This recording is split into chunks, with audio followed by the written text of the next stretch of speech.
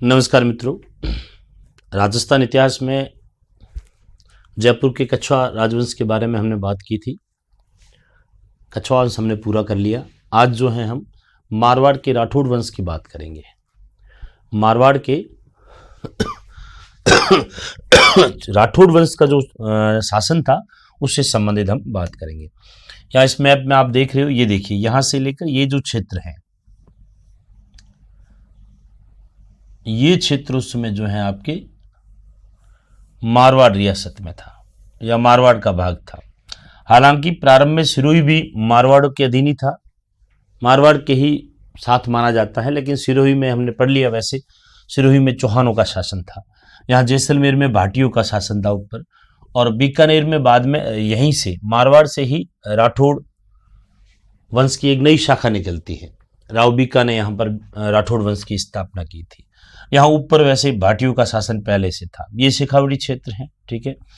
और ये अजमेर पृथ्वीराज चौहान के बाद में हम कह सकते हैं कि किसी भी वंश के अधीन नहीं था, इसलिए कभी मारवाड़ वाले इस पर अधिकार कर लेते, कभी मेवाड़ वाले अधिकार कर लेते, कभी ढूंढाड़ वाले कर लेते, कभी हाड़ौती वाले कर लेते थे।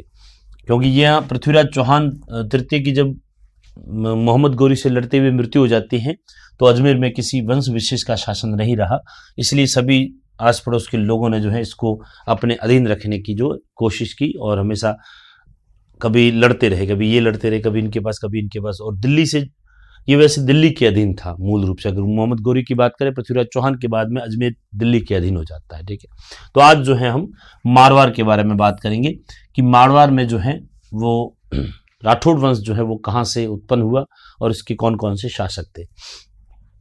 यहां पर ध्यान रखना कि मारवाड़ में राठौड़ वंश की स्थापना, ध्यान रखना, 13वीं शताब्दी में मानी जाती है। कितनी शताब्दी में? 13वीं शताब्दी में यहाँ एक शिहा करके व्यक्ति था, राव शिहा, और राव शिहा यहाँ पर राठौड़ वंश की स्थापना करता है। उससे पहले आपको पता है ये जोधपुर में एक स्थान था जिसका नाम था मंडोर। पहले जोधपुर नहीं था, ये सभी क्षेत्र मंडोर के अधीन आता था। और मंडोर में हम 13वीं शताब्दी से पहले बात करें तो यहाँ प्रतिहारों का वंश था, प्रतिहारों का शासन था। हालांकि मंडोर पर प्रतिहारों का शासन, तो ध्यान रखना, 14वीं शताब्दी तक बना रहा। 14वीं शताब्दी के अंत में जो है मंडोर प्रतिहार जो है वो चूड़ा को, राठौड़ वंश के शासक चूड़ा को जो है वो क्या कर देते हैं, दहेज में दे देते हैं। उसके बाद में मंडोर जो है वो राठौड़ों के अधीन आ जाता है। तो अगर बात करें कि चूड़ा, पढ़ेंगे हम आगे चूड़ा कौन था। चूड़ा से पहले राठौड़ों की जो राजधानी रही वो, ध्यान रखना, यहाँ बाड़मेर के आसपास ज्यादातर थी, क्योंकि चूड़ा को साम्राज्य प्रदान करने वाले जो थे उनका नाम था मलिनाथ जी। हमने पढ़ा था लोक देवताओं में मलिनाथ जी, तेरा तुम्बा भांगिया माले सलखानी। तो मलिनाथ जी का जो राजधानी थी वो बाड़मेर में, बालोतरा के पास में नाकोड़ा में मेहवा नगर था, ठीक है, मेहवा नगर। और उसके अलावा अगर बात करें तो राव शिहा ने राठौड़ वंश की जो स्थापना की वो आपके पाली के आसपास की थी। उसकी राजधानी जो है यहाँ पाली में थी। पाली के पास में स्थान है जिसका नाम है बीठू, और बीठू गांव में राव शिहा की समाधि भी बनी हुई है।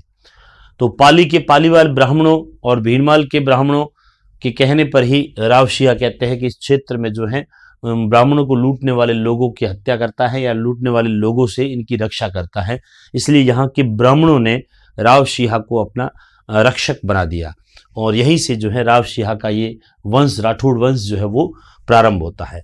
यहाँ से पाली से राठौड़ वंश की शुरुआत हुई, और राठौड़ वंश के ये क्षेत्र प्रारंभ में इन्होंने जो है आस पड़ोस की ये काफी क्षेत्र जो है छीन लिए थे। उसके बाद में जो है मंडोर इसके अधीन आ गया, और फिर इसके धीरे धीरे ये साम्राज्य लगभग यहाँ तक जो है, मालदेव के समय तो ये साम्राज्य इतना बड़ा फैल गया था। तो मूल रूप से अगर कहें कि मारवाड़ में कौन कौन से क्षेत्र आते हैं, तो जोधपुर मूल जो है, मुख्य केंद्र जोधपुर रहा मारवाड़ का। इसके अलावा नागौर हैं आपके, पाली हैं, जालोर हैं, बाड़मेर हैं। ये मुख्य रूप से आपके जो है किस में आते हैं, मारवाड़ में आते हैं। और यहाँ 14वीं शताब्दी में मूल रूप से कह सकते हैं, या 13वीं शताब्दी में, क्योंकि प्रारंभ शिहा तो 13वीं शताब्दी में आ गया था, तो शिहा ने जो है वो 13वीं शताब्दी में यहाँ पर मारवाड़ क्षेत्र में राठौड़ वंश की जो है स्थापना कर दी थी। अब राठौड़ कौन थे, इस बात पर अलग अलग मत हैं। राठौड़ वैसे शब्द अगर देखते हैं तो राठौड़ शब्द की उत्पत्ति जो है संस्कृत के राष्ट्रकूट शब्द से होती है, और राष्ट्रकूट जो है वो दक्षिणी भारत का एक शक्तिशाली वंश था। इसीलिए इतिहासकार जो है वो क्या करते हैं कि इस राठौड़ों का संबंध जो है वो दक्षिणी भारत के राष्ट्रकूट वंश से मानते हैं। राष्ट्रकूट वंश हम अगर बात करें तो उनकी कालांतर में बहुत सारी शाखाएं फैल गई। कुछ राष्ट्रकूट बदायूं में रहते थे, कुछ राष्ट्रकूट जो है वो कन्नौज में रहते थे। कन्नौज में जो राष्ट्रकूट थे उनको गहड़वाल कहा जाता था। मतलब ये कह सकते हैं कि जो गहड़वाल है वो राठौड़ों की राष्ट्रकूटों की एक शाखा थी।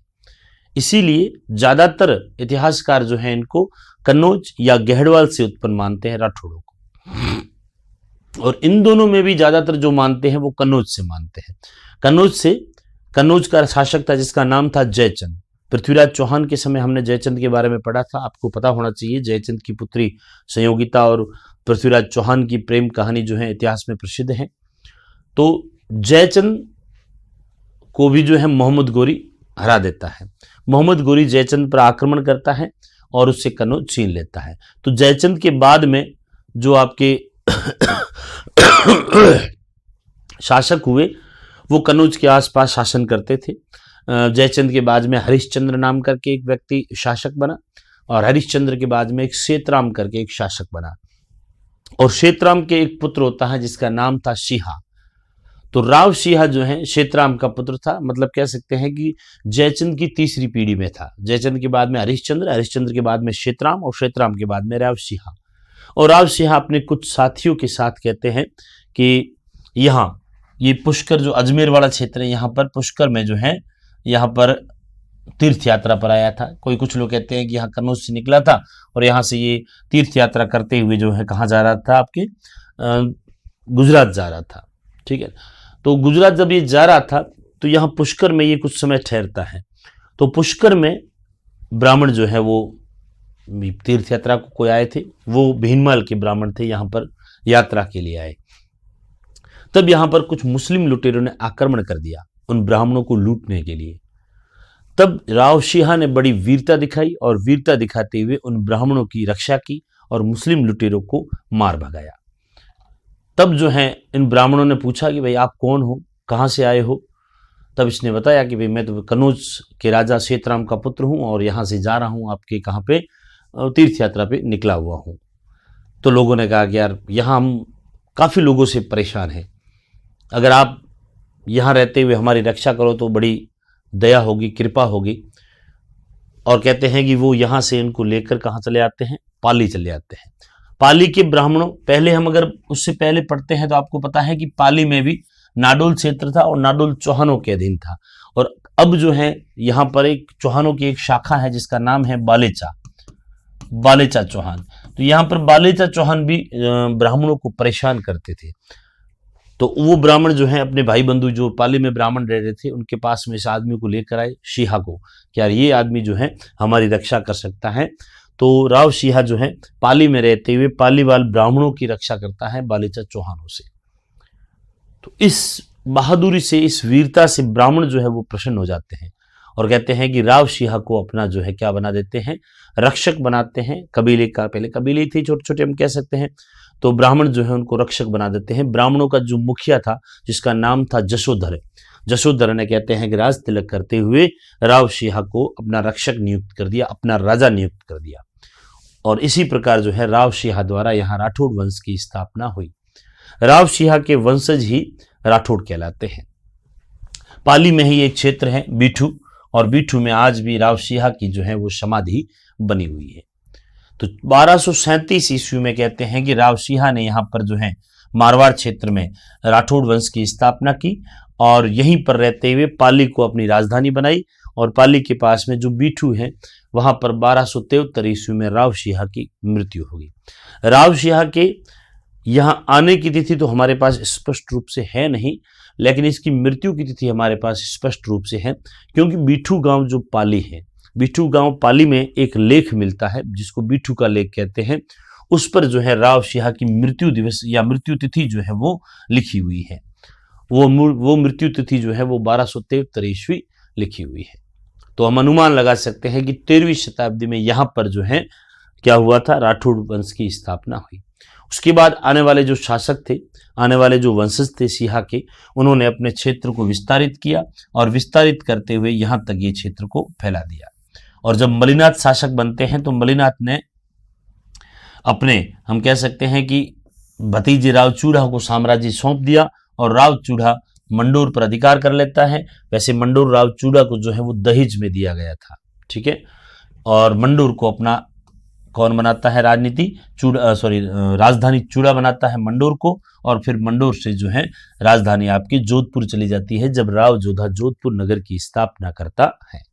इस प्रकार राठौड़ जो है, हम कह सकते हैं कि 13वीं 14वीं शताब्दी में यहाँ पर एक शक्तिशाली वंश के रूप में उभर कर हमारे सामने आया।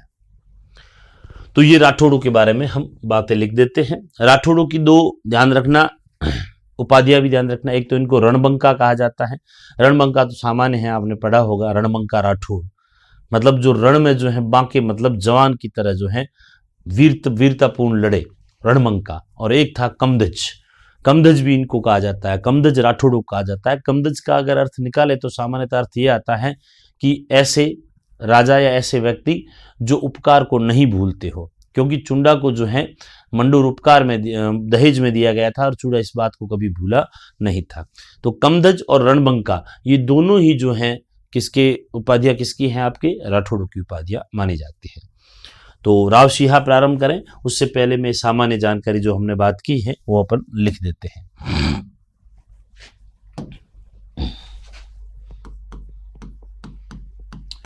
राठौड़ संस्कृत के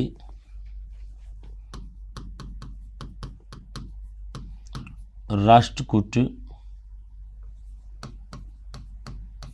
शब्द से उत्पन्न माना जाता है।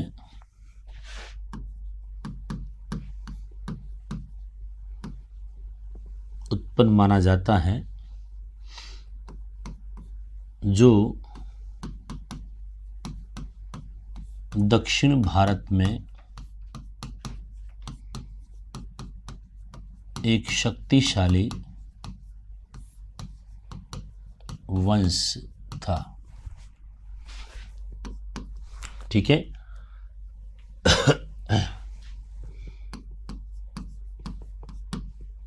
तेरहवीं शताब्दी तक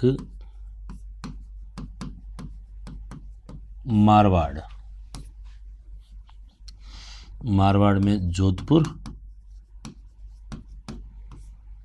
बाड़मेर, जालोर, पाली, नागौर, मारवाड़ में प्रतिहार वंश का शासन था।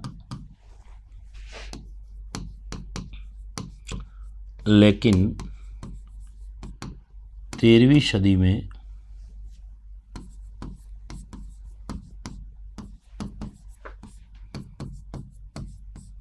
राव सिंहा द्वारा यहाँ राठौड़ वंश की स्थापना की गई, ठीक है।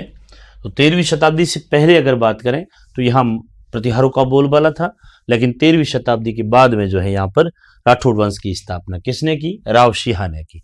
अब राव सिंहा कौन था और कहां से आया, इसके अलग अलग मत हैं। उससे पहले राठौड़ों की दो उपाधियां लिख देते हैं हम।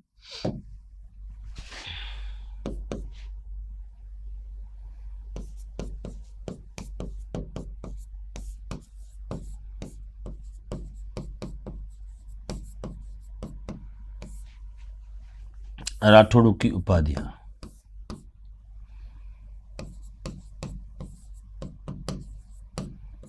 एक तो रणबंका और एक आपकी कमदज। रणबंका और कमदज जो है वो किसको कहा जाता है, तो राठौड़ों को कहा जाता है, ठीक है। अब ये राव सिंहा जो है ये कहां से आया, कौन था और राष्ट्रकूटों की कौन सी शाखाओं से था, या और भी किसने जो है इसको कहाँ से आया बताया है, किससे उत्पन्न बताया है, उनके बारे में हम बात कर लेते हैं।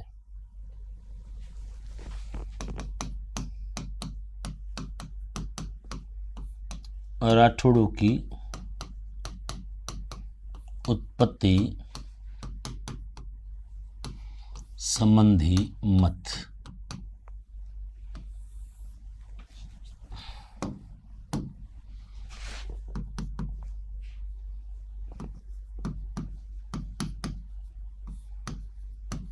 कन्नौज के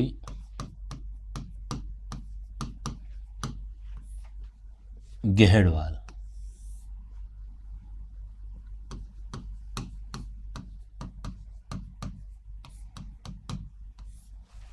कन्नौज के गहड़वाल से उत्पन्न। कन्नौज के गहड़वाल वंश से संबंधित या उत्पन्न जो है, कौन कौन मानते हैं इस मत को, कन्नौज के गहड़वालों से उत्पन्न। इस मत को मानने वाले एक तो मुहणोत नैणसी हैं, क्योंकि राठौड़ों के इतिहास लिखने वाले या प्रमाणिक इतिहास लिखने वाले मुहणोत नैणसी हैं। मुहणोत नैणसी ख्यातों के बारे में हमने पढ़ी थी, और ये सबसे प्रमुख ग्रंथ माना जाता है जिससे हमको राठौड़ वंश की पूरी जानकारी मिलती है। तो मुहणोत नैणसी हैं। पृथ्वीराज राशो जो ग्रंथ है उसमें भी राठौड़ों की उत्पत्ति इसी से मानी है। जोधपुर राजगिरी ख्यात और कर्नल जेम्स टोड, इन सभी ने जो है राठौड़ों को कहाँ से आया हुआ बताया है, गहड़वाल वंश से बताया है और कन्नौज से आया हुआ बताया है। इसमें बताया गया है कि कन्नौज के जयचंद गहड़वाल का पड़पोता था राव सिंह, जो यहाँ पर जो है आता है मारवाड़ में और यहाँ पर राठौड़ वंश की स्थापना करता है। तो इनका समर्थन किसने किया, या ये मत, इस मत का समर्थन करने वाले कौन है, अपन लिख देते हैं। इस मत के समर्थक मुहणोत नैणसी,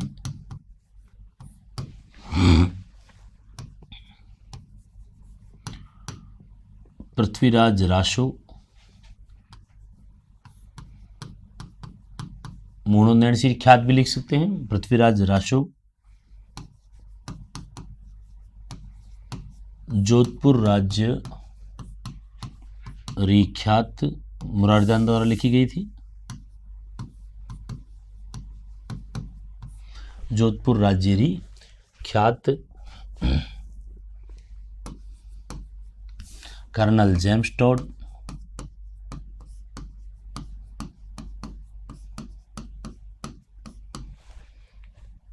तो इन सब ने जो है किसकी मानी, किससे मानी है, कन्नौज के गहड़वालों से उत्पन्न मानी है। ठीक है ना। अब इस मत में क्या कहा गया वो भी लिख देते हैं। कर्नल जेम्स टोड आदि माने जाते हैं। अब इस मत में क्या है, इस मत के अनुसार, इस मत के अनुसार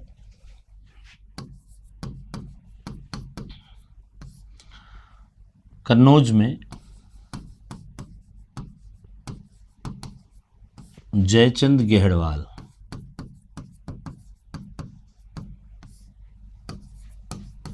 के बाद, जयचंद गहड़वाल के बाद हरिश्चंद्र,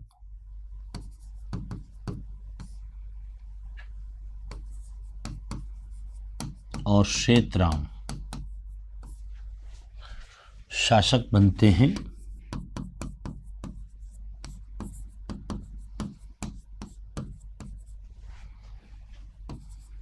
इसी श्वेतराम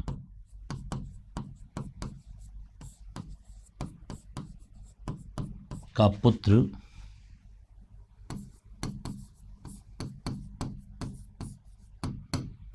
राव सिंह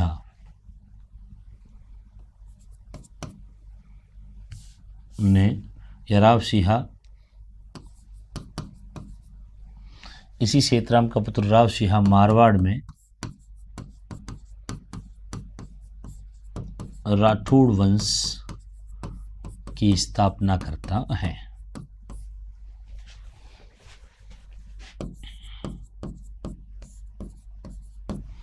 ठीक है। तो ये मत ये कहता है कि कन्नौज के गहड़वाल से ही निकली हुई एक शाखा है जिसको वर्तमान में हम राठौड़ वंश कहते हैं।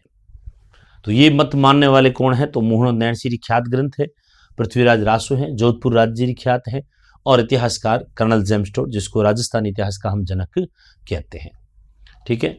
अब दूसरा जो मत है वो है बदायूं से उत्पन्न या बदायूं के राष्ट्रकूट से उत्पन्न। गौरीशंकर आपके ओझा साहब जो है गौरीशंकर हीराचंद ओझा, गौरीशंकर हीराचंद ओझा ने माना है कि राष्ट्रकूट वंश जो बदायूं में था, तो बदायूं में राष्ट्रकूट वंश में एक राठौड़ शाखा थी और उसी राठौड़ शाखा का एक व्यक्ति था जिसका नाम था राव सिहा, और यही राव सिहा जो है मारवाड़ में राठौड़ वंश की स्थापना करता है। ये तो एक बात तय है, ध्यान रखना कि जितने भी इतिहासकार हुए हैं उन्होंने राठौड़ों की उत्पत्ति अलग अलग बताई है, लेकिन राठौड़ों का जो आदि पुरुष मूल पुरुष वो एक ही है, राव सिहा ही है। फिर इन्होंने राव सिहा कहाँ से आया ये मत थोड़े से अलग अलग दिए हैं। तो दूसरा मत आपके क्या हो जाएगा? दूसरा मत हो जाएगा बदायूं, बदायूं के राष्ट्रकूटों से उत्पन्न, बदायूं के राष्ट्रकूटों से उत्पन्न। ये मत किसने दिया है?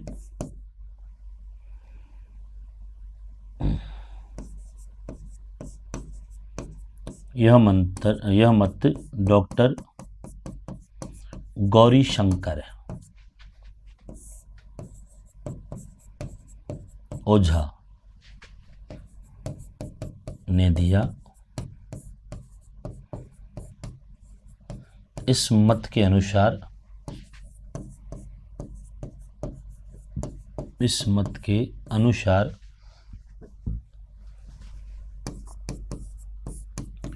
राव सिहा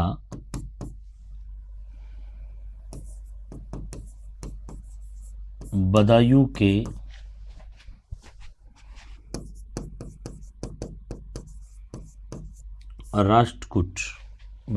राष्ट्रकूटों की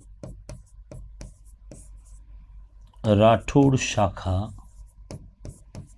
से था। तो ये आपके गौरीशंकर हीराचंद ओझा का जो है मत था। ठीक है। एक मत और याद रखना, दयाल दास श्री ख्यात बीकानेर के राठौड़ वंश के बारे में हमको जानकारी प्रदान करती हैं।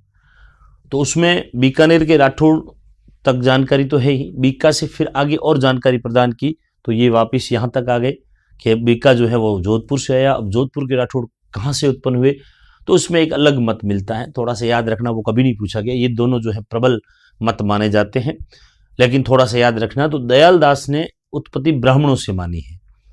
दयाल दास ने कहा कि सिहा जो है वो मूल रूप से ब्राह्मण था और एक ब्राह्मण था जिसका नाम था भलराव, और भलराव ब्राह्मण का ही एक वंशज था या भलराव ब्राह्मण का ही एक पुत्र था जिसका नाम था सिहा। और ये सिहा जो है यहाँ पर पाली में जो है अपना वर्चस्व बनाता है और यहाँ पर राठौड़ वंश की स्थापना करता है।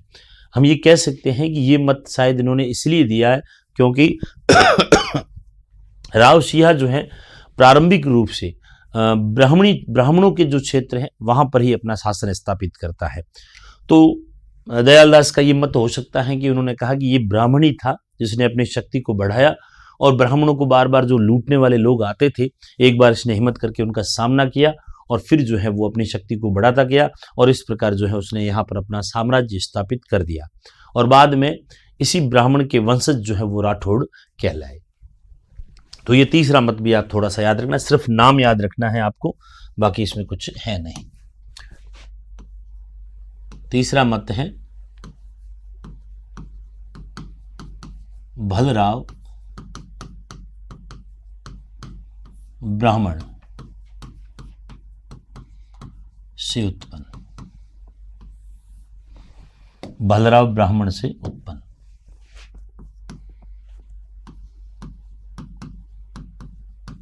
दयालदास के इस मत के अनुसार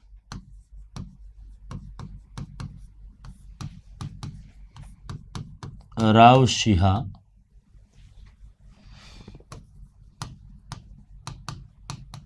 भलराव ब्राह्मण का वंशज था। तो ये 3 मत जो हैं आपको राठौड़ों की उत्पत्ति से संबंधित याद रखने हैं। अब अगर हम बात करें कि राठौड़ वंश का संस्थापक था कौन, तो राव सिंहा था।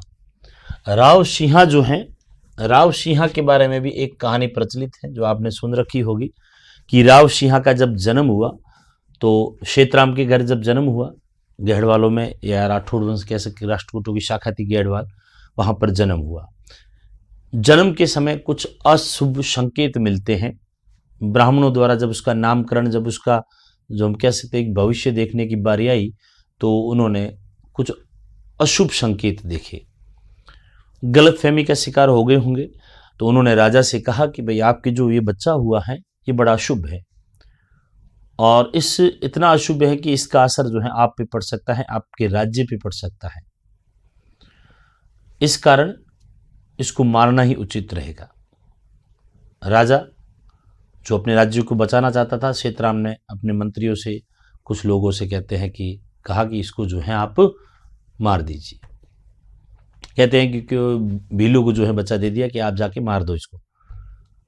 तो जो मारने के लिए वहां लोग गए जंगल में, तब उनको मासूम बच्चे का चेहरा देखकर दया आ गई कि यार अपने हाथों से क्यों मारे, जंगल में छोड़ देते हैं तो यहाँ पर जो है ये अपने आप मर जाएगा। तो उन्होंने देखा एक गुफा है, एक गुफा में जो है शेर के कुछ बच्चे खेल रहे थे। तो उनको लगा कि इस गुफा में डाल देते हैं तो शेर नहीं आएगी तो ऐसे ही किसको खा लेगी, अपने मारने की जरूरत नहीं है। तो उसने जो उन लोगों ने जो है इस सिंहा को जो है वहाँ पर डाल दिया, और वहाँ पर डाल दिया तो शेरनी आई, और कहते हैं कि शेरनी ने उस बच्चे को मारा नहीं और अपना दूध पिलाया। उन बच्चों के साथ खेलता हुआ देखा तो उसको लगा यार कि ये मेरा ही बच्चा है, तो उसको पाला, और शेरों का दूध पीकर, शेरनी का दूध पीकर, शेरों के साथ खेलकर ये बड़ा हुआ था, इसलिए इसको राव सिंहा कहा गया। बड़ा होने पर लोगों में ये बात फैली कि यार एक जानवरों की तरह एक व्यक्ति जो है, एक बालक जो है वो जंगल में शेरों के साथ खेल रहा है, ये कौन है। जब राजा तक बात पहुंची तो राजा ने उसको वापिस बुलाया, और बुलाकर दरबार में उपस्थित किया। तो कुछ लोगों ने कहा कि यार ये तो इसी वंश का माना जाता है, क्योंकि लोग पहले लोगों का चेहरा देखकर पहचान लेते थे कि ये कौन है। तो कुछ ज्योतिष ब्राह्मण जो लोग थे, या जो हम कह सकते जो विद्वान लोग थे, उन्होंने कहा कि ये तो हो ना हो इसी वंश का है, यहाँ का राजकुमार कोई है। तब क्षेत्राम ने कहा कि उसको बच्चे को तो मरवा दिया था मैंने। तो उन लोगों को वापस बुलाया जिसको बच्चों को मारने के लिए जिसे भेजा था। उन्होंने कहा कि भाई हमने तो ऐसा किया, उसको मारा नहीं था और शेरों के साथ छोड़ दिया था, शेरों की गुफा में शेर की, और ये बच्चा वही हो सकता है क्योंकि शेरों के साथ यही खेल रहा है। तब जो है वापस उसको अपना लिया राजा ने, और अपनाने के बाद में उसने लोगों के ढंग संग जो है उसमें डाल दिया और वापस जो है इंसान बना दिया। बाद में जो है उस पर जो कलंक था, ऐसा माना जाता है कि राव सिंहा पर कुछ लोगों ने कहा कि भाई कलंक तो है अभी तक, अब ये कलंक तब मिट सकता है कि भगवान का नाम ले, भगवान की तीर्थ यात्रा करे, और तीर्थ यात्रा करेगा तो इसका जो इस पर दोष है, काल दोष है, वो क्या हो जाएगा, समाप्त हो जाएगा। इसलिए क्षेत्राम ने अपने पुत्र जो सिंहा जिसका नाम था, उसको अपने कुछ साथियों के साथ में जो है तीर्थ यात्राओं पर भेज देता है। तो हिंदुओं की तीर्थ यात्रा इधर बड़े थे, हरिद्वार ये था, पुष्कर था, हम कह सकते हैं गुजरात में बहुत बड़े स्थान थे, द्वारिका है, मथुरा है, द्वारिका जैसा बड़ा क्षेत्र है। तो यहाँ पर जो है इनको यहाँ पर भेज दिया, और यहाँ पे आपके ये जब यात्रा पर जाता है तो पुष्कर के तट पर या पुष्कर में जो है ब्राह्मणों से मुलाकात करता है, और फिर यहीं पर रह जाता है, यहीं पर अपना शासन स्थापित कर देता है। तो ये कहानी भी चलती है कि शेरों के साथ में खेलने के कारण या सिंह का दूध पीने के कारण ही इसको राव सिंहा कहा जाता है। तो ये सिर्फ कहानी है, इसमें तो आपको कुछ ऐतिहासिक फैक्ट नहीं मिलते हैं, नहीं तो परीक्षा की दृष्टि से ये इतना इम्पोर्टेंट है। लेकिन अब कुछ बातें जो हमको लिखनी है, जो परीक्षा की दृष्टि से इम्पोर्टेंट है, वो अपन लिख देते हैं। प्रारंभिक चूड़ा तक तो कुछ राजाओं के बारे में खास बातें नहीं लिखनी है। चूड़ा के बाद में जो है अपना शासन, इनका शासन जो है वो प्रबल होता जाता है। तो सबसे पहला शासक था राव सिंहा, जिसका साम्राज्य काल जो है 1237 से लेकर और आपके 1273 ईस्वी तक माना जाता है। तो सबसे पहले हम लिखते हैं राव सिंहा।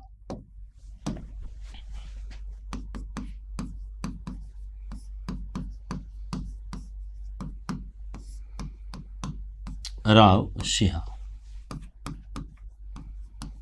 1237 से 73। 1237 में ये राठौड़ वंश की स्थापना करता है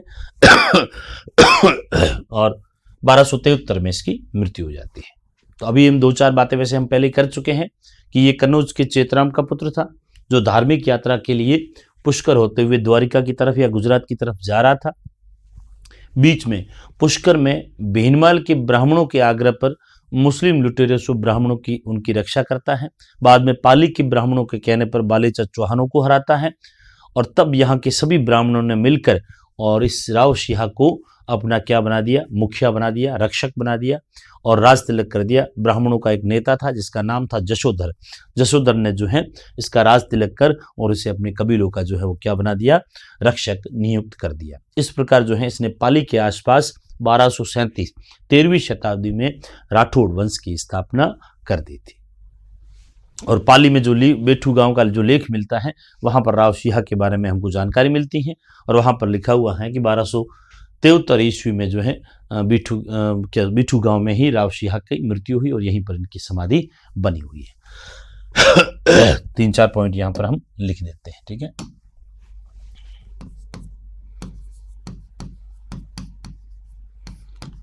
कन्नौज के चेतराम का पुत्र जो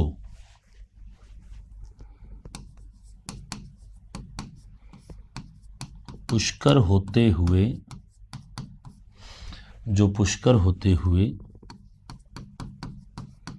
द्वारिका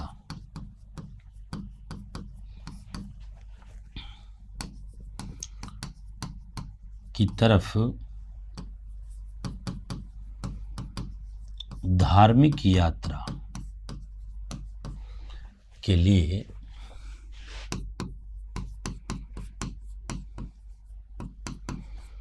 प्रस्थान करता है,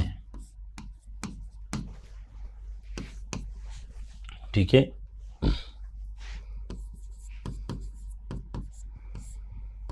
पुष्कर में भीनमाल के ब्राह्मणों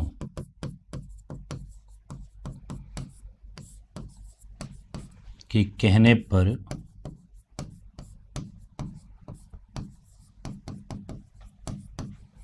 मुस्लिम लुटेरों से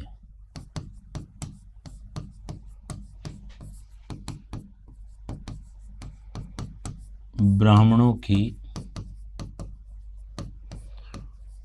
रक्षा करता है।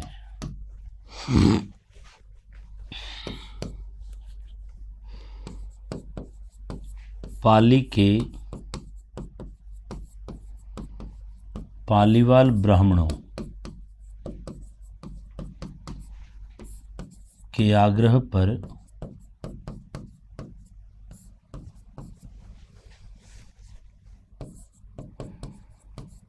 बालेचा चौहानों को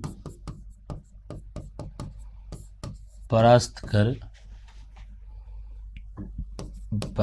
करता है, ठीक है। और इस प्रकार जो है इसको क्या बना दिया जाता है, ब्राह्मण जो है वो मिलकर और इसको जो है राजा बना देते हैं या रक्षक बना देते हैं।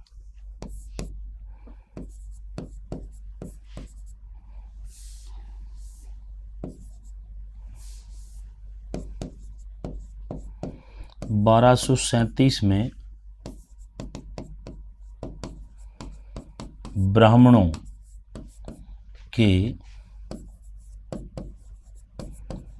मुखिया जशोधर ने सिंह को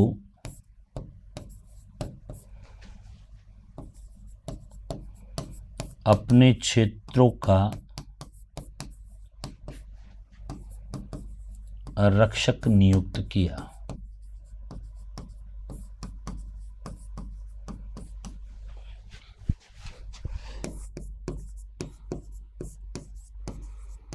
इस प्रकार पाली को केंद्र बनाकर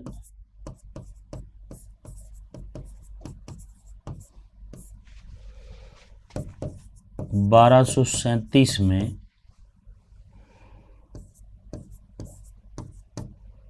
सिंहा ने राठौड़ साम्राज्य की स्थापना की।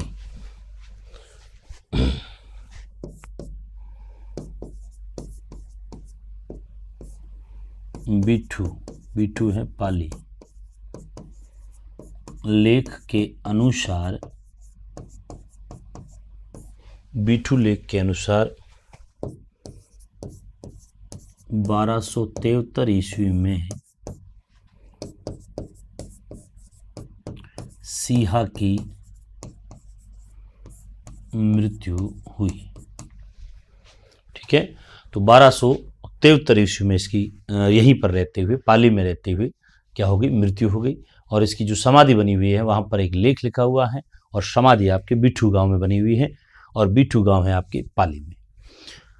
तो इस प्रकार राव सिंहा ने, हम देखते हैं कि 14वीं-13वीं शताब्दी में यहां पर जो है आपके स्थापना की, किसकी, राठौड़ वंश की स्थापना कर दी। ओके, अब हम आगे बढ़ते हैं। राव सिंहा के बाद में राव सिंहा का पुत्र शासक बनता है जिसका नाम था आसनाथ जी। आसनाथ जी 1273 से लेकर और लगभग 1291 तक जो है यहाँ के शासक रहे इस क्षेत्र के। अगर मैप से हम देखते हैं तो मैंने आपको बताया था कि ये क्षेत्र, तो पहले ये मेवाड़ जो है, ये क्षेत्र पूरा मेवाड़ के अधीन था। ये क्षेत्र मेवाड़ के, यहाँ पर एक बाड़मेर में स्थान पड़ता है खेड़, बालोतरा के पास में है खेड़ स्थान, तो ये गुहिलों के पास में था, मेवाड़ के अधीन था। तो आसनाथ जो है अपने साम्राज्य का विस्तार करते हुए गुहिलों से ये क्षेत्र खेड़ छीन लेता है। उसके बाद में ये क्षेत्र जो है ईडर जो है ये भीलों के अधीन था, ये भी गुहिलों के अधीन था। तो गुहिलों से और भीलों से ईडर का क्षेत्र भी छीनता है और ये अपने भाई को यहाँ सौंप देता है। और अपने भाई का, इसके भाई का नाम था सोनिग नाम था। क्या नाम था? सोनिग।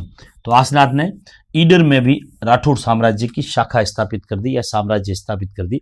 हम इतिहास में देखते हैं कि ईडर हमेशा जो है वो राठौड़ों के ही अधीन रहा था। तो ये 2-3 बातें आपको ध्यान रखनी है कि आसनाथ ने साम्राज्य को बढ़ाया और कहते हैं कि आसनाथ ने आसपास के लगभग 84 गांवों को जीता और 84 गांवों को जीतकर अपने साम्राज्य का जो है वो क्या कर दिया, विस्तार कर दिया। आसनाथ जहां शासन कर रहा था उस समय दिल्ली में जो है वो कौन था, आपके जलालुद्दीन खिलजी था। और जलालुद्दीन खिलजी की सेना यहाँ पर लूटमार कर रही थी क्योंकि ये क्षेत्र गुजरात के पास में पड़ता है और गुजरात में उस समय सोमनाथ जैसे बहुत बड़े बड़े मंदिर थे, तो उनको लूटने के लिए दिल्ली की सेनाएं आती थी। और यहीं पर जब ये गुजरात सेना को लूटने के लिए दिल्ली की सेना जा रही थी तो यहाँ इनसे भी झड़प होती है और जलालुद्दीन खिलजी की सेना से लड़ते हुए आसनाथ जो है वो उनकी मृत्यु हो जाती है, वीरगति को प्राप्त हो जाते हैं। 1291 में इनकी मृत्यु हो गई। चलिए इसके बारे में हम बात कर लेते हैं, आसनाथ के बारे में। अगला जो शासक हैं आसनाथ जी।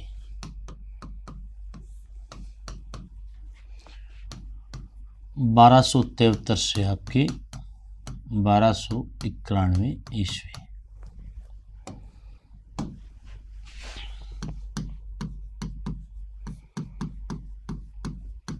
राव सिंहा का पुत्र जो सिंहा के बाद शासक बना। सिंहा के बाद में ये मारवाड़ का आपके शासक बनता है। ठीक है,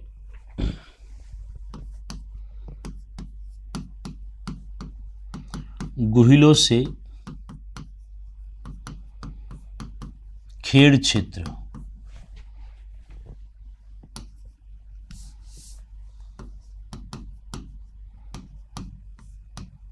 छीनता है और अपनी राजधानी बनाता है। तो खेड़ ध्यान रखना, खेड़ को जो है अपनी राजधानी बनाई थी। खेड़ कहां पे है? बालोतरा, बालोतरा बाड़मेर, वर्तमान बालोतरा बाड़मेर पचपदरा के पास में आपके खेड़ है। पहले ये गुहिलों के अधीन था। ठीक है, गुहिलों व भीलों से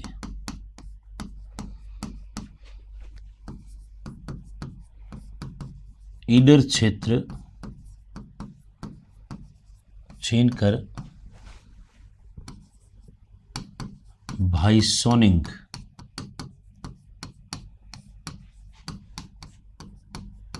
को सौंपकर या सौंपता है और ईडर में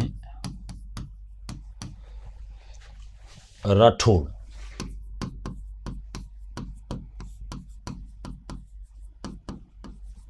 साम्राज्य की स्थापना करता है। तो ध्यान रखना, अगर पूछे कि ईडर में भी राठौड़ वंश के संस्थापक कौन था, तो ईडर में राठौड़ वंश का संस्थापक आसनाथ कह सकते हैं, या उसका भाई था जिसका नाम था शोनिंग। तो शोनिंग जो है ईडर में भी राठौड़ वंश की स्थापना करता है। तो ये दो बातें ध्यान रखना। एक और बात लग सकते हैं, आसनाथ आसपास के 84 गांवों को जीतकर साम्राज्य विस्तार करता है।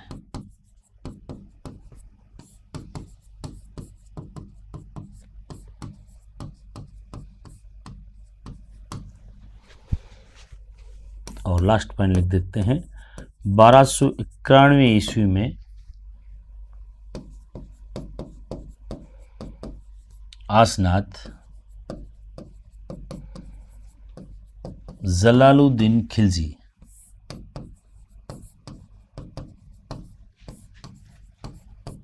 की फौजों से लड़ते हुए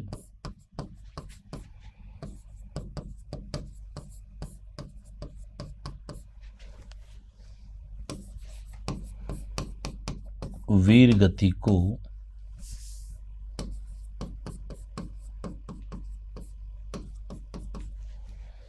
प्राप्त हो गया। ठीक है, तो ये आसनाथ जी के बारे में आपको याद रखना है कि आसनाथ जी जो है शासक बनते हैं, रावसिंह का पुत्र था और गुहिलों से इसने काफी क्षेत्र छीनकर अपने साम्राज्य का विस्तार किया और अपनी राजधानी या अपने साम्राज्य का केंद्र जो है आसनाथ ने खेड़ को बनाया था। खेड़ बाड़मेर में है और खेड़ से कुछ दूरी पर जोधपुर की ओर आगे आते हैं तो एक क्षेत्र आता है नागणा। तो नागणा भी वर्तमान बाड़मेर में ही है। वहां पर जो है धूड़ जी ने नागणेश्वरी माता का मंदिर बनाया। इससे भी हमको ये पता चलता है कि इस समय इनका साम्राज्य जो है वो बाड़मेर के आसपास, जोधपुर और बाड़मेर के बीच का क्षेत्र था। ठीक है ना, तो बालोतरा के आसपास कह सकते हैं।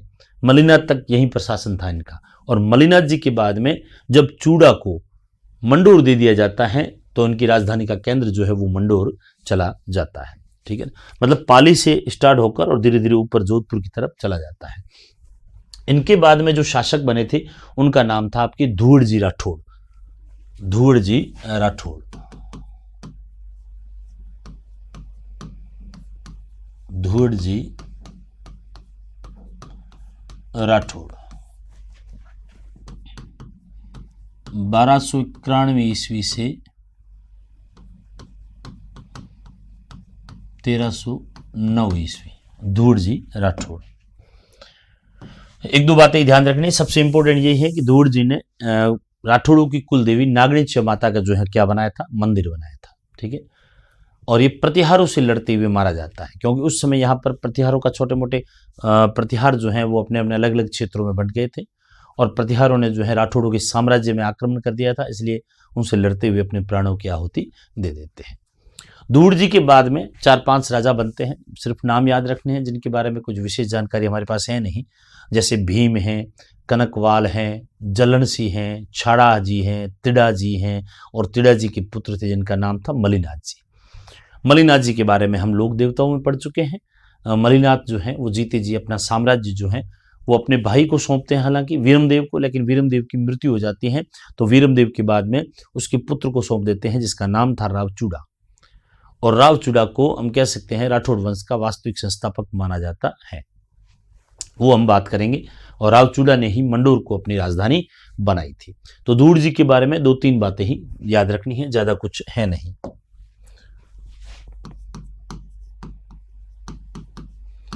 इन्होंने राठौड़ों की कुल देवी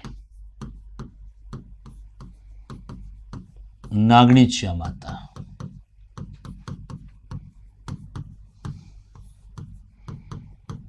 का मंदिर नागाना बाड़मेर में बनवाया। बाकी नागणीच्या माता के बारे में हम बात कर चुके हैं देवियों में, तो आप वहां पर इसको देख लेना, ठीक है। प्रतिहारों से लड़ते हुए 1309 ईस्वी में मारे जाते हैं। ये थे आपके धूड़ जी राठौड़। अब धूड़ जी के ही पुत्र थे आपके धांधल जी राठौड़। अब कुछ लोग कहते हैं कि धांधल जी के पुत्र थे जिनका नाम था आपके पाबू जी। तो पाबू जी ध्यान रखना, वो धूड़ जी के पोते थे, राव सिहा की 3री-4थी पीढ़ी में थे। इसलिए क्वेश्चन कई बार पूछते हैं कि कौन से लोक देवता हैं जिनको राव सिहा का वंशज माना जाता है। तो राव सिहा का वंशज माना जाता है पाबू जी को। तो पाबू जी जो हैं धूड़ जी के ही पोते थे। लोक देवताओं में अगर हमने पढ़ा होगा, ठीक है, लोक देवताओं पाबू जी के बारे में जब बात की तब पढ़ा हमने कि धांधल जी के पुत्र थे और धांधल जी जो है वो इन्हीं धूड़ जी के पुत्र थे। अब धूड़ जी के बाद में कौन राजा बने, 2-4 के नाम लिखते हैं और मलिनाथ तक जो है हम शासकों को ले आते हैं। मलिनाथ के बारे में हमने पढ़ लिया था और फिर सीधा राव चूड़ा की तरफ बढ़ते हैं। तो ज़्यादा कुछ है नहीं, अब यहाँ हम नोट करके लिख देते हैं।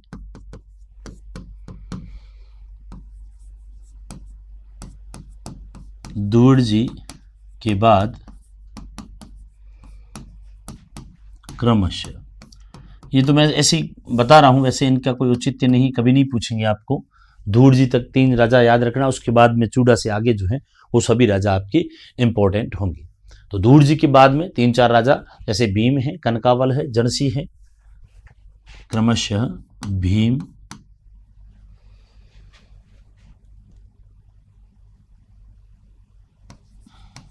कनकावल, जलनसी, छाड़ा जी,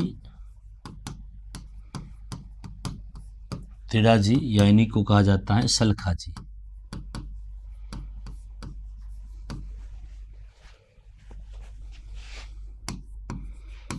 तथा मलिनाथ जी शासक बनते हैं।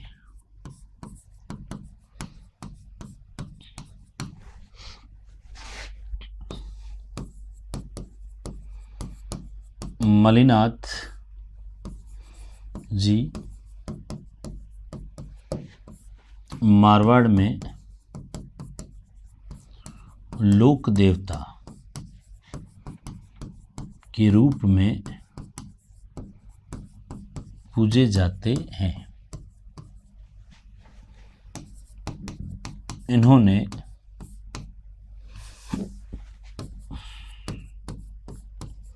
जीते जी अपना साम्राज्य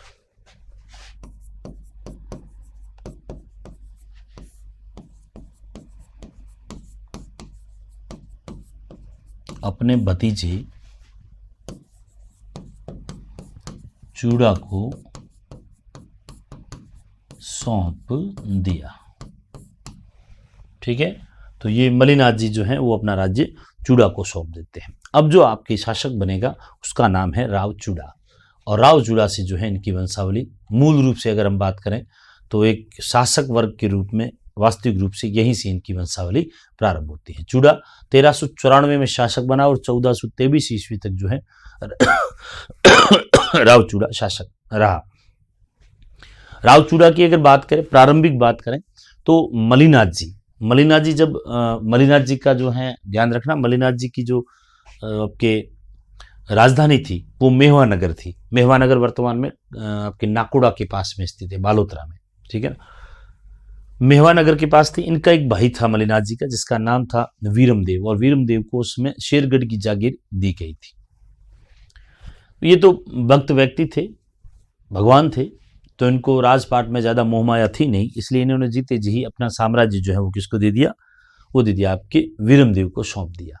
लेकिन वीरमदेव की कुछ महीने बाद ही मृत्यु हो जाती है। जब वीरमदेव की मृत्यु हो गई और मलिनाथ जी ने, तो सीधी सी बात है कि अपना साम्राज्य अपने भाई को सौंप दिया, मतलब उस राजगद्दी पर अब जो है वीरमदेव के वंशज का ही क्या है, हक है। इसलिए मलिनाथ जी ने जो है वीरमदेव के पुत्र चूड़ा को जो है यहाँ का राजा बना दिया।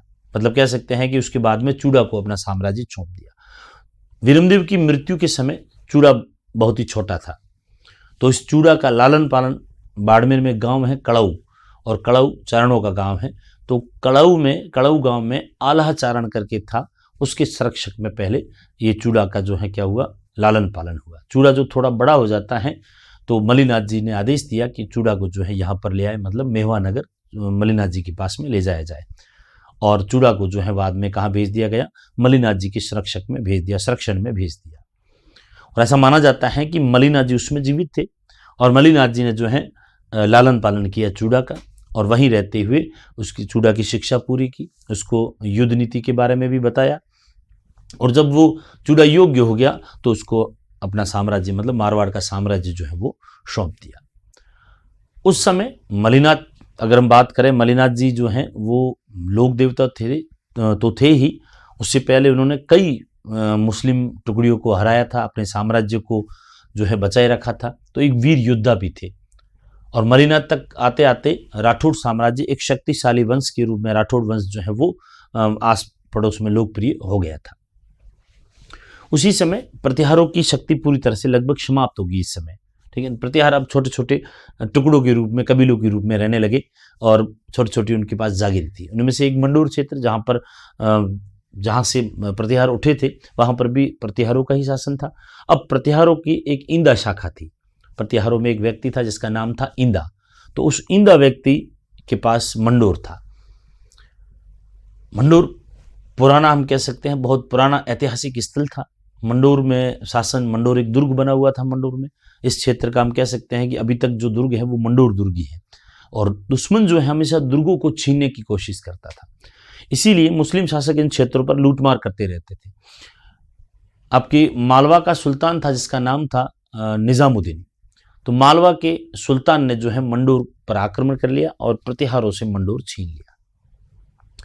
प्रतिहारों की शक्ति उस समय लगभग समाप्त हो चुकी थी। प्रतिहारों के पास इतनी शक्ति नहीं थी कि मुस्लिम सेना को हटाकर और मंडोर को पुनः प्राप्त कर सके। उस समय राठौड़ शक्ति का बोलबाला था। राठौड़ शक्ति जो है वो दबदबे में थी, क्योंकि मुस्लिम शासकों को राठौड़ों ने कई बार हराया था।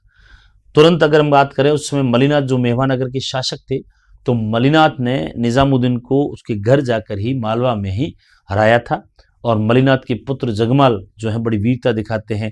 जगमाल के बारे में हमने पढ़ा था, मलिनाथ जी के बारे में, पग पग पड़िया खांडा, पग पग पड़िया पाग, बेगम पूछे बादशाह युद्ध में कितने जगमाल। तो वो जगमाल, उसने जो है जगमाल के नेतृत्व में मलिनाथ जी ने कई बार मालवा के शासकों को धूल चटाई थी। इसलिए प्रतिहार मिलकर और जाते हैं मलिनाथ जी के पास में। मलिनाथ जी के पास जाते हैं, आग्रह करते हैं कि आप जो है मंडोर जो है वापस दिलाइए, मंडोर हमसे छीन गया है, मुस्लिम सैनिकों ने यहाँ पर आक्रमण कर लिया। मलिनाथ जी ने कहा कि भाई मैंने तो संन्यास ले लिया है, मैंने अपना साम्राज्य जो है अपने भतीजे को सौंप दिया है। और चूड़ा से कहा कि तेरे पास अच्छा मौका है कि तू यहाँ ये साबित करे कि ये शासन चलाने तू योग्य है। तो चूड़ा ने कहा ठीक है, मैं आपकी आज्ञा है तो मैं जाऊं, और बिल्कुल इस अभियान को मैं सफल बना दूंगा। और साथ में कहते हैं कि मलिनाथ जी भी गए थे। चूड़ा ने आग्रह किया कि आप अगर साथ में चले, आपका आशीर्वाद रहे तो बहुत बड़ा अच्छा रहेगा। तो कहते हैं कि चूड़ा के नेतृत्व में मलिनाथ और सेना जो है वो गई थी, और यहाँ पर मंडोर जो है मुस्लिमों से छीना और वापस इंदू को सौंप दिया, इंदा प्रतिहारों को सौंप दिया। तो इंदा प्रतिहार इस बात से बड़े खुश होते हैं और इंदा प्रतिहारों को पता था कि मंडोर जो है वो उनके हाथ में नहीं रह सकता। उस समय प्रतिहार आपस में भी लड़ने लगे थे और प्रतिहारों की कई शाखाएं थी जो आप मंडोर को छीनने की कोशिश करते थे। एक प्रतिहार था हमीर, जो मंडोर पर बार बार आक्रमण करता था और इंदो से मंडोर छीनना चाहता था। तो प्रतिहारों ने सोचा कि क्यों नहीं हम राठौड़ों से जो है वैवाहिक संबंध बना ले। इससे उनको कई फायदे थे। एक तो ये थे कि इंदा प्रतिहारों अपने साम्राज्य को बचा सकते थे, और दूसरा ये था कि मंडोर भी जो है उनके पास रहता या उनके किसी अपने के पास रहता। इसीलिए इंदा प्रतिहारों ने चूड़ा से अपनी पुत्री का विवाह कर दिया और चूड़ा से पुत्री का विवाह किया और उस पुत्री को मंडोर जो है वो दहेज में दे दिया। मंडोर के पास अगर हम वर्तमान में जाते हैं तो यहाँ इंदावाड़ी क्षेत्र है। यहाँ इंदो के बहुत सारे गांव हैं, इंदा प्रतिहारों के आज भी गांव हैं जिसको इंदावाड़ी कहा जाता है। लगभग 12 गांव माने जाते हैं। तो इस प्रकार जो है चूड़ा को प्रतिहारों के द्वारा दहेज में मंडोर दिया गया और चूड़ा ने अपनी राजधानी जो है वो मंडोर को बना दी, क्योंकि उस समय मंडोर एक सुरक्षित किला, हम कह सकते हैं कि एक सुरक्षित जो है नगर था, क्योंकि यहाँ पर पहले ही प्रतिहारों ने शासन किया था, इसलिए इसको सुदृढ़ बना दिया गया था। तो यहाँ से जो है आपकी चूड़ा का जो है शासन प्रारंभ होता है। चूड़ा जब राजा बना तो उसके कई सारे कह सकते हैं कि बहुत सारे दुश्मन हो गए थे। इसका एक चूड़ा का भाई था जय सिंह, जो भाटियों के साथ मिलकर और चूड़ा को हराना चाहता था। जय सिंह के बाद फलोदी की जागीर थी। जब चूड़ा को पता चला कि जय सिंह मेरे खिलाफ ही षड्यंत्र कर रहा है, तो चूड़ा ने जो है जय सिंह पर आक्रमण किया और जय सिंह से फलोदी छीन ली। नागौर क्षेत्र मुस्लिमों के अधीन था और मुस्लिम शासक था वहां पर जिसका नाम था जलाल खां खोखर। खोखरों का राज था और जलाल खां खोखर को हराकर इसने नागौर भी छीन लिया था। इस प्रकार इसने अपने साम्राज्य को जो है बढ़ा दिया था। तो ये चूड़ा के बारे में हम कुछ बातें ध्यान रखनी। चूड़ा ने ही सबसे पहले, अगर राठौड़ों में बात करें तो चूड़ा ने ही अपने सामंत बनाए थे। सामंती व्यवस्था का जनक हम कह सकते हैं वो चूड़ा को माना जाता है, क्योंकि चूड़ा ने कई क्षेत्रों को छीना और छीन कर वापिस उन्हीं को सौंप दिया और उनको कहा कि आप जो भी शासन करोगे वो मेरी आज्ञा से ही करोगे। उसी को अपन सामंत कहते हैं, जो राजा की आज्ञा में उस क्षेत्र में शासन करता हो, लेकिन उसको कोई भी निर्णय लेना है तो वो किससे पूछेगा? चूड़ा से पूछेगा। तो सामंत बनाना जो है वो चूड़ा ने प्रारंभ किया था। इसलिए क्वेश्चन पूछते हैं कि मारवाड़ में सामंती व्यवस्था का जनक जो है वो किसको माना जाता है? तो चूड़ा को माना जाता है। तो चूड़ा के बारे में ये कुछ बातें जो है हम लिख देते हैं कि राव चूड़ा जो है वो अपना साम्राज्य किस प्रकार स्टेबल करता है। तो अगला जो राजा बन जाएगा वो अपने चूड़ा बन जाएगा। ठीक है।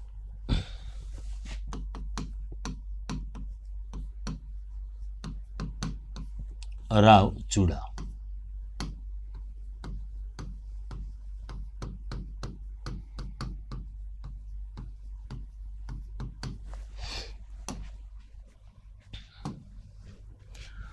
राव चूड़ा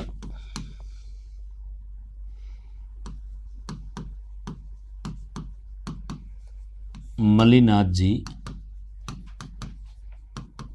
के भाई वीरमदेव का पुत्र, जो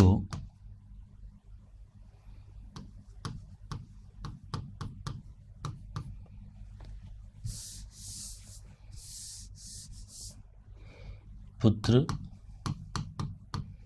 जिसका लालन पालन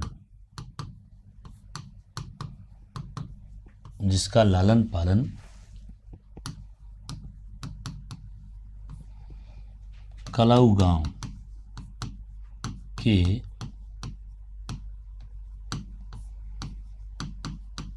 आल्हाचारण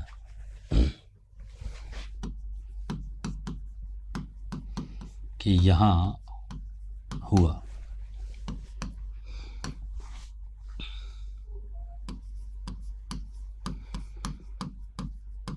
कुछ समय पश्चात चूड़ा को मलिनाथ जी के संरक्षण में भेज दिया गया।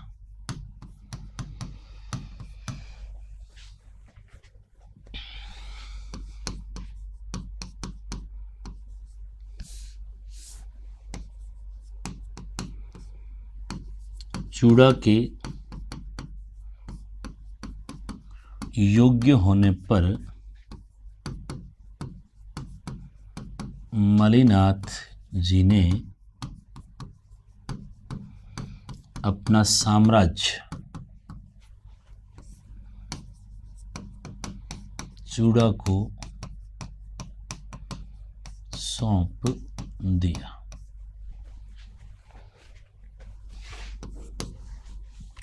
तो चूड़ा जब बड़ा होता है और मलिनाथ जी को लगा कि यार चूड़ा जो है अब शासन संभाल लेगा, तो इन्होंने जो है अपना साम्राज्य किसको सौंप दिया? मलिनाथ जी ने अपना साम्राज्य जो है वो चूड़ा को सौंप दिया कि अब तू है ये साम्राज्य संभाल, और मैं तो जो है वो संन्यास ले रहा। ठीक है। इस समय मंडोर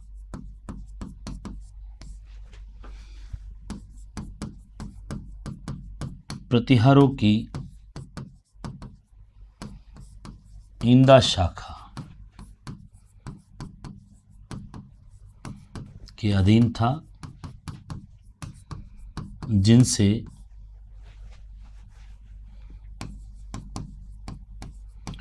मालवा के सुल्तान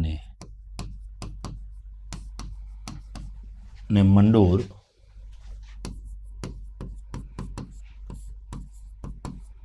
छीन लिया।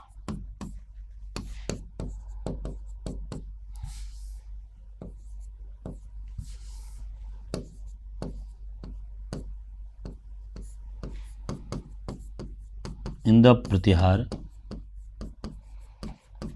सहायता के लिए चूड़ा के पास जाते हैं। तब चूड़ा मलिनाथ जी की सहायता से मंडोर जीत कर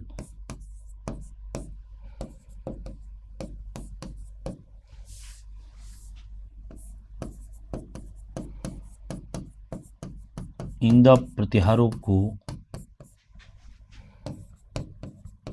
वापस सौंपता है।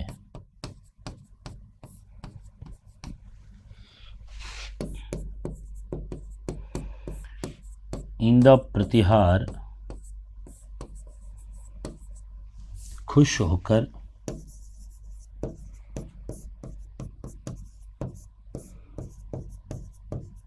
अपनी पुत्री का विवाह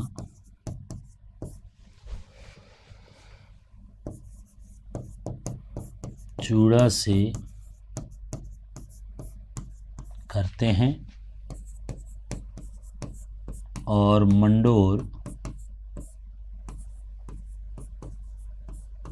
दहेज में प्रदान करते हैं। ठीक है। तो मंडोर जो है वो चूड़ा को दहेज में मिला था, ये ध्यान रखना। और इसके बाद में ये चूड़ा को जो है अपनी चूड़ा जो है वो मंडोर को अपनी राजधानी बनाकर और यहाँ से अपना साम्राज्य जो है वो प्रारंभ करता है। 2 लाइनें और इसके बारे में लिख देते हैं। चूड़ा मंडोर को अपनी राजधानी बनाता है।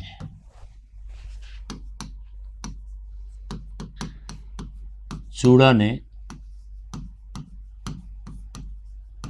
अपने भाई जय सिंह से फलोदी तथा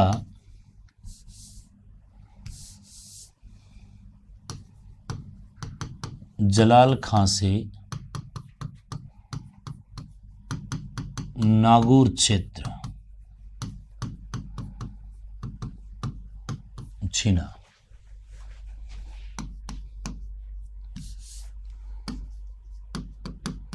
चूड़ा को मारवाड़ में सामंती व्यवस्था का जनक माना जाता है।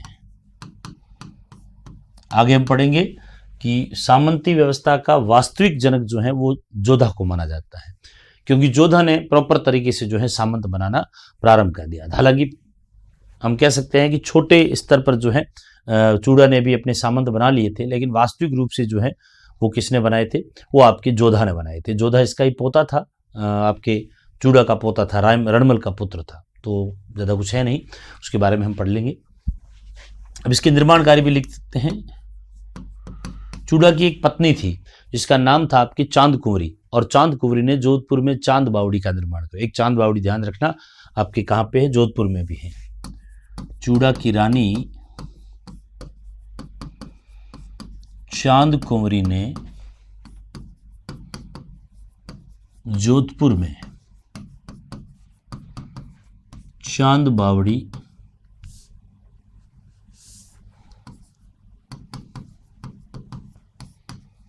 का निर्माण कराया। चूड़ा ने जब नागौर जीता तो नागौर में एक तालाब बनाया चूड़ा खुद ने, उसको चूड़ासर तालाब कहते हैं। चूड़ा ने नागौर में चूड़ासर तालाब बनाया। चूंकि नागौर उस समय लगभग मुस्लिमों के ही अधीन थे और नागौर पर मुस्लिम जो है वो बार बार आक्रमण कर रहे थे और उधर भाटियों से भी इसने वैर कर लिया था, इसलिए 1423 में अपने साम्राज्य की रक्षा के लिए मुस्लिमों और भाटियों ने मिलकर इस पर आक्रमण किया और अपनी रक्षा के लिए ये मुस्लिमों और भाटियों से लड़ते हुए वीरगति को प्राप्त हो जाता है। लास्ट पॉइंट इसमें लिख देते हैं। 1423 में मुस्लिमों और भाटियों से लड़ते हुए मारा जाता है। तो ये चूड़ा के बारे में आपको कुछ बातें ध्यान रखनी है। और चूड़ा के बाद में जो है इसके उत्तराधिकारी जो है आपस में लड़ते हैं, उनके बारे में हम बात करेंगे अगली क्लास में।